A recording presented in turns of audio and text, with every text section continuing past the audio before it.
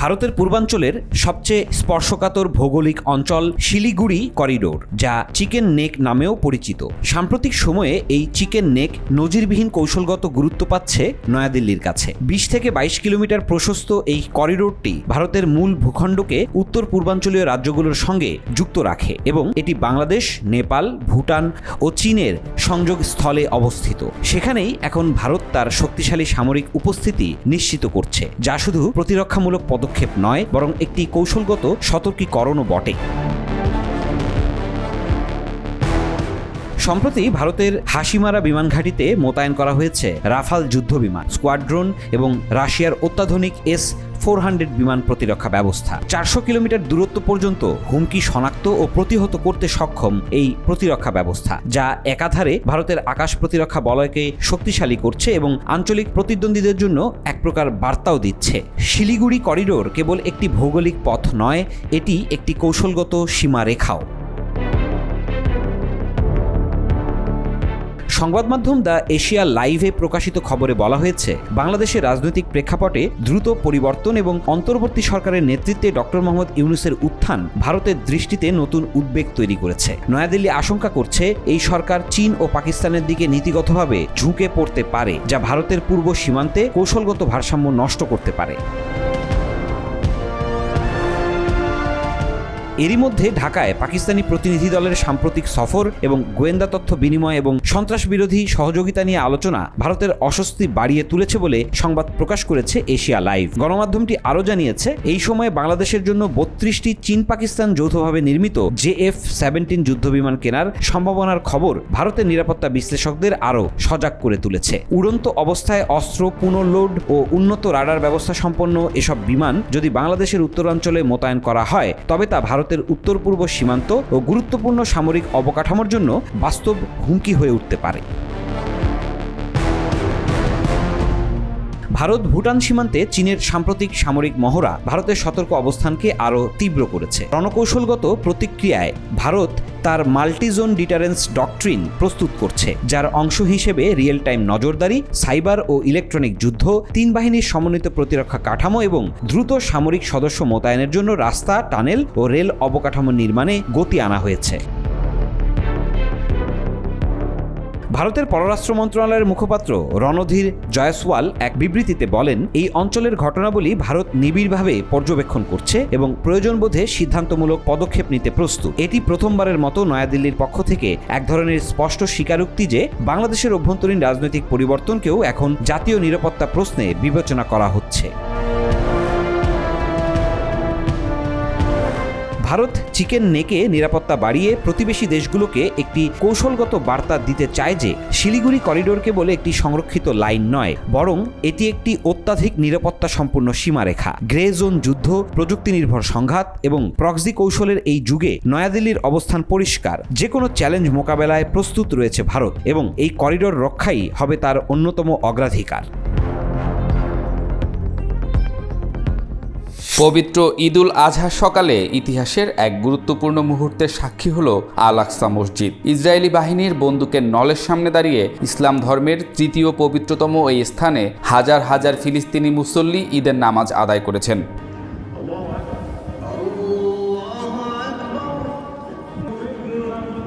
স্থানীয় সূত্র অনুযায়ী প্রায় ৮০,০০০ মুসল্লি ভোর থেকেই আল আকসা প্রাঙ্গণে জড়ো হন। তাদের মুখে ছিল ঈদের ঐতিহ্যবাহী তাকবীর আর হৃদয়ে ছিল শোক ও প্রত্যয়ের মিশেল।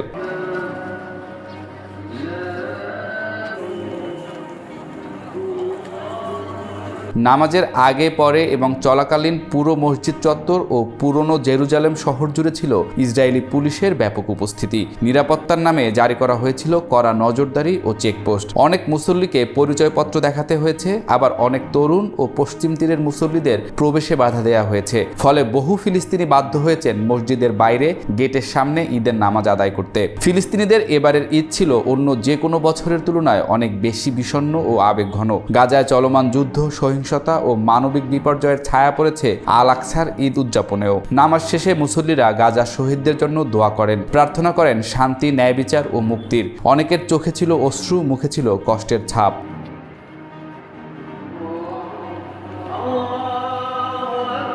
ফিলিস্তিনি মুসল্লিরা বলেন, ইসরায়েলি দখলদারিত্ব ও চলাচলের উপর কঠোর নিয়ন্ত্রণ থাকা সত্ত্বেও তারা আল আকসা মসজিদে ঈদের নামাজ আদায় করতে পেরে গর্বিত। তাদের মতে আল আকসা মসজিদে নামাজ পড়া শুধু ধর্মীয় নয়, বরং জাতীয় অধিকার ও প্রতিরোধেরও প্রতীক। একজন মুসল্লি বলেন, আমরা আমাদের অধিকার ও পরিচয় রক্ষার জন্য এখানে এসেছি। ঈদের আনন্দের মধ্যেও আমরা আমাদের শহীদ ভাইদের ভুলিনি।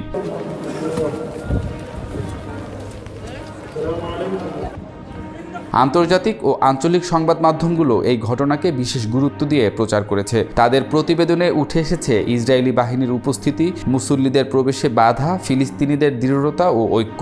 অনেক সংবাদ মাধ্যম বলেছে এবারের ঈদ ছিল প্রতিবাদের ঈদ, যেখানে আনন্দের পাশাপাশি ছিল কষ্ট, ক্ষোভ ও প্রত্যয়ের বার্তা।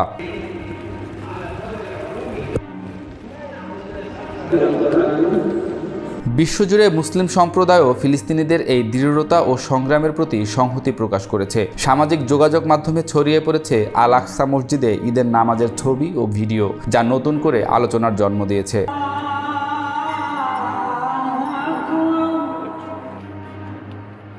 চলমান সংকট, যুদ্ধ ও নিষেধাজ্ঞার মধ্যেও আল আকসা মসজিদে ঈদের নামাজ আদায়ের এই দৃঢ়তা ও ঐক্য মুসলিম বিশ্বে নতুন বার্তা দিচ্ছে।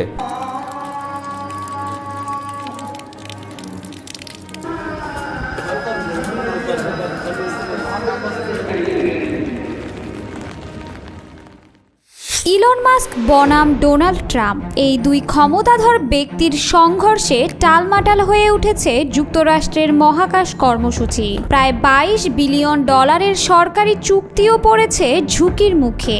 স্পেসএক্স এর ভবিষ্যৎ নিয়েও শুরু হয়েছে জোর আলোচনা। মাস্কের হঠাৎ ঘোষণা এবং পরে তার থেকে সরে আসা, সব মিলিয়ে শুরু হয়েছে চরম অনিশ্চয়তা। গত বৃহস্পতিবার হোয়াইট হাউস মুখোমুখি হয় এক বিব্রতকর পরিস্থিতির। একদিকে প্রেসিডেন্ট ডোনাল্ড ট্রাম্প আর অন্যদিকে বিশ্বের অন্যতম ধনী ব্যক্তি ইলন মাস্ক। ট্রাম্পের নতুন কর ছাড় ও সরকারি ব্যয়ের আইন নিয়ে সমালোচনা করেন মাস্ক, আর সেই থেকেই শুরু হয় নাটকীয় বাকযুদ্ধ। ওভাল অফিসে ট্রাম্প প্রকাশ্যেই আক্রমণ করেন মাস্ককে। পাল্টা মাস্ক সামাজিক মাধ্যম এক্স বা সাবেক টুইটারে ট্রাম্পকে উদ্দেশ্য করে ছুড়তে থাকেন একের পর এক কটাক্ষ। পরিণতিতে প্রেসিডেন্ট হুমকি দেন স্পেস এক্স এর সকল সরকারি চুক্তি বাতিলের। এতে ক্ষিপ্ত হয়ে মাস্ক জানিয়ে দেন নাসার ব্যবহৃত ড্রাগন স্পেসক্রাফট তিনি ডিকমিশন বা সেবা থেকে তুলে নিতে যাচ্ছেন। আর তাতেই কেঁপে ওঠে যুক্তরাষ্ট্রের মহাকাশ কর্মসূচি। নাসা বর্তমানে যুক্তরাষ্ট্রে একমাত্র যে যান ব্যবহার করে নভোচারী পাঠায় সেটি হলো স্পেসএক্স এর ড্রাগন। এই যান বন্ধ হলে আন্তর্জাতিক মহাকাশ স্টেশন বা ISS এ যাতায়াত পুরোপুরি ব্যাহত হতে পারে। এমন হলে নাসা তখন বাধ্য হবে রাশিয়ার সোয়ুজ যান ব্যবহার করতে। যদিও পরে মাস্ক নিজের অবস্থান থেকে খানিকটা সরে আসেন। তিনি লিখেছেন, ঠিক আছে, আমরা ড্রাগন বন্ধ করব না। কিন্তু ততক্ষণেই আন্তর্জাতিক পরিমণ্ডলে উদ্বেগ ছড়িয়ে পড়ে। নাসার পক্ষ থেকে স্পেসএক্স নিয়ে সরাসরি কিছু না বলা হলেও এক মুখপাত্র জানিয়েছেন, আমরা অংশীদারদের সঙ্গে কাজ চালিয়ে যাব। তবুও প্রশ্ন থেকেই যায়, প্রতিশোধ নিতে প্রেসিডেন্ট ট্রাম্প কতদূর যেতে পারেন। এদিকে বিশ্লেষকরা বলছেন, স্পেসএক্স চাইলেই বাতাসে উড়ে যাবে না। কোম্পানিটি ইতোমধ্যে নিজেকে একটি বৈশ্বিক মহাকাশ শক্তি হিসেবে প্রতিষ্ঠিত করেছে। তবে এই দ্বন্দ্বে তাদের বহু আয় ও চুক্তির সম্ভাবনা হারাতে পারে বলে ধারণা বিশ্লেষকদের। এই টানাপোড়েনে নাসার প্রশাসনিক দায়িত্বেও প্রভাব পড়েছে। ট্রাম্পের মনোনীত নাসা প্রশাসক ছিলেন মাস্ক ঘনিষ্ঠ ধনকুবের নভোচারী জ্যারেড আইজ্যাকম্যান, কিন্তু সপ্তাহান্তেই হোয়াইট হাউস হঠাৎ তাকে প্রত্যাহার করে নেয়। কারণ হিসেবে ট্রাম্প বলেন সে পুরোপুরি ডেমোক্র্যাট, যদিও নথি বলছে তিনি দুই দলকেই অনুদান দিয়েছেন। ট্রাম্প প্রশাসন এখন চায় চাঁদে নয় সরাসরি মঙ্গলে মানুষ পাঠাতে। সেই পরিকল্পনায় মাস্কের স্পেস এক্স অত্যন্ত গুরুত্বপূর্ণ। অন্যদিকে নাসার নিজস্ব SLS রকেট ও আর্টেমিস চন্দ্র মিশন বাজেট কাটছাটের শিকার। ফলে রাজনীতির টানাপোড়েন ভবিষ্যতের মহাকাশ গবেষণাকে কোথায় নিয়ে যাবে তা বলা কঠিন। যুক্তরাষ্ট্রের মহাকাশ গবেষণা শুধু প্রযুক্তির নয়, এখন স্পষ্টতই হয়ে উঠছে রাজনৈতিক লড়াইয়ের ময়দান। ট্রাম্প বনাম মাস্কের এই দ্বন্দ্ব ভবিষ্যতের চাঁদ ও মঙ্গলের পথে কোন ছায়া ফেলবে সেদিকে তাকিয়ে গোটা বিশ্ব।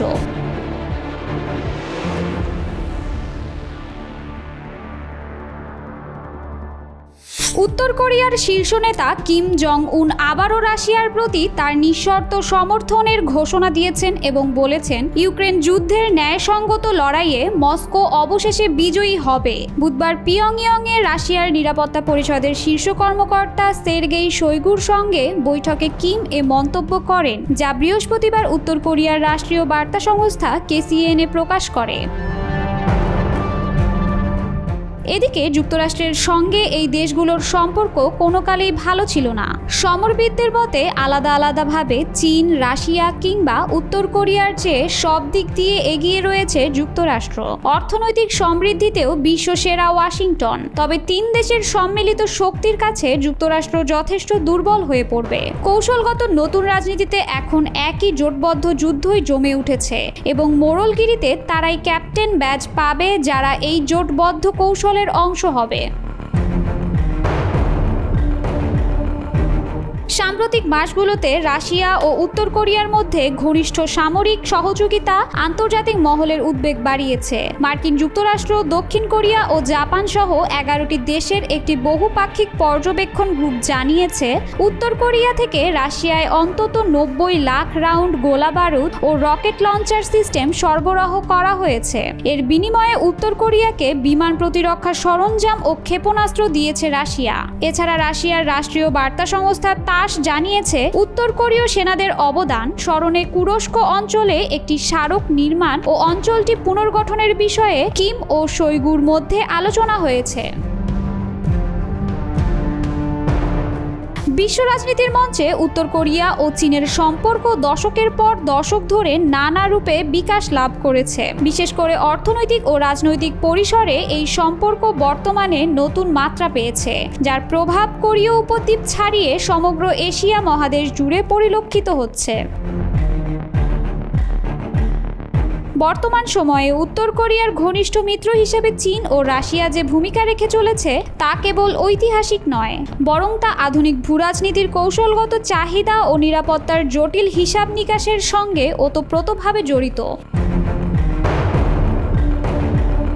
চীন ও উত্তর কোরিয়া জোট কেবল অর্থনৈতিক নয়, বরং তা কৌশলগত দিক থেকেও গুরুত্বপূর্ণ। চীন চায় না উত্তর কোরিয়া সরকার পতনের ফলে কোরীয় উপদ্বীপে মার্কিন সামরিক উপস্থিতি আরও বাড়ুক। তাই পিয়ংইয়ংয়ের অস্তিত্ব বজায় রাখাই বেইজিংয়ের জন্য কৌশলগত গুরুত্বপূর্ণ বিষয়। একই সঙ্গে উত্তর কোরিয়া চীনের জন্য একটি বাফার স্টেট হিসেবে কাজ করে, যা যুক্তরাষ্ট্র ও দক্ষিণ কোরিয়ার প্রভাব থেকে উত্তরাঞ্চলীয় সীমান্তকে আলাদা রাখে। বিশ্লেষকদের মতে চীন একদিকে জাতিসংঘের মাধ্যমে উত্তর কোরিয়ার পারমাণবিক কর্মসূচির সমালোচনা করে, আবার অন্যদিকে পারদর্শিতার সঙ্গে পিয়ংইয়ংকে একঘরে হয়ে পড়া থেকে রক্ষা করে। ডিপ্লোম্যাট ও ফরেন পলিসির বিশ্লেষণ অনুযায়ী এটি চীনের দ্বিমুখী কৌশলের অংশ, যার মাধ্যমে তারা অঞ্চলটিতে ভারসাম্য রক্ষা করতে চায়। অন্যদিকে বিশ্লেষকদের মতে উত্তর কোরিয়ার সরাসরি সামরিক সহযোগিতা এবং কূটনৈতিক সমর্থন মস্কোর জন্য যেমন কৌশলগত সুবিধা বয়ে আনছে, তেমনি তা আন্তর্জাতিক ব্যবস্থাকে চরম চ্যালেঞ্জের মুখে ফেলছে। বিশেষ করে ইউক্রেন যুদ্ধকে কেন্দ্র করে গঠিত নতুন ভূরাজনৈতিক জোট এবং শিবির বিভাজন আগামী বিশ্ব রাজনীতিতে আরও অনিশ্চয়তা ও উত্তেজনা ডেকে আনতে পারে।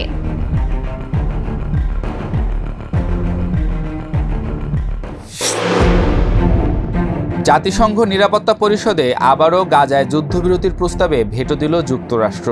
একদিকে মানবিক সহায়তা দেওয়ার প্রতিশ্রুতি, অন্যদিকে ইসরায়েলের পক্ষ অবলম্বন। এই দ্বিচারিতা আজ আন্তর্জাতিক পরিসরে প্রশ্নবিদ্ধ। গাজার রক্তাক্ত পরিস্থিতিতে যুক্তরাষ্ট্রের এই অবস্থান কেবল তার নীতিগত বিচ্যুতি নয়, বরং আন্তর্জাতিক আইন ও মানবাধিকারের সুস্পষ্ট অবজ্ঞাও। জাতিসংঘ নিরাপত্তা পরিষদে গাজায় অবিলম্বে যুদ্ধবিরতির আহ্বান জানিয়ে একটি প্রস্তাব উত্থাপন করা হয়। 13টি দেশ প্রস্তাবের পক্ষে ভোট দিলেও যুক্তরাষ্ট্র এককভাবে তাতে ভেটো প্রয়োগ করে। তারা দাবি করে এই প্রস্তাব অসম্পূর্ণ এবং এটি কোনো সমাধান নয়, বরং প্রতিবন্ধকতা। অথচ গাজায় প্রতিদিন শিশুদের মৃতদেহ টেনে বের করা হচ্ছে ধ্বংসস্তূপ থেকে। একদিকে তারা শান্তির বুলি আওড়ায়, অন্যদিকে ইসরায়েলের হামলার পক্ষে নীরব সমর্থন দিচ্ছে। বিশ্লেষকরা বলছেন এই দ্বিমুখী অবস্থান শুধুই কূটনৈতিক নয়, বরং রাজনৈতিক এবং সামরিক শিল্পের স্বার্থ রক্ষার এক নির্মম অভিব্যক্তি। 4 জুন জাতিসংঘ নিরাপত্তা পরিষদে গাজায় তাৎক্ষণিক যুদ্ধবিরতির প্রস্তাবে ভেটো দিয়ে যুক্তরাষ্ট্র আন্তর্জাতিক সম্প্রদায়ের সমালোচনার কেন্দ্রবিন্দুতে পরিণত হয়েছে। 14টি দেশের সমর্থন সত্ত্বেও একক ভেটোর মাধ্যমে ইসরায়েলের অব্যাহত সামরিক অভিযানকে বৈধতা দেওয়া হয়েছে, যেখানে গাজার 57,000-এর বেশি বেসামরিক মানুষ নিহত এবং 21 লাখ মানুষ দুর্ভিক্ষের মুখোমুখি। জাতিসংঘে উত্থাপিত প্রস্তাবে 3টি প্রধান দাবি অন্তর্ভুক্ত ছিল: অবিলম্বে যুদ্ধবিরতি, হামাসের হাতে থাকা জিম্মিদের মুক্তি এবং মানবিক সহায়তার জন্য সব বাধা অপসারণ। 15 সদস্যের পরিষদে যুক্তরাষ্ট্র ছাড়াও সকলেই প্রস্তাবের পক্ষে ভোট দিলেও স্থায়ী সদস্য হিসেবে মার্কিন ভেটোই তা বাতিল করে দেয়। জাতিসংঘে মার্কিন ভারপ্রাপ্ত রাষ্ট্রদূত ডরোথি শিয়ার যুক্তি ছিল, হামাসকে নিরস্ত্র না করলে ইসরায়েলের নিরাপত্তা হুমকির মুখে পড়বে।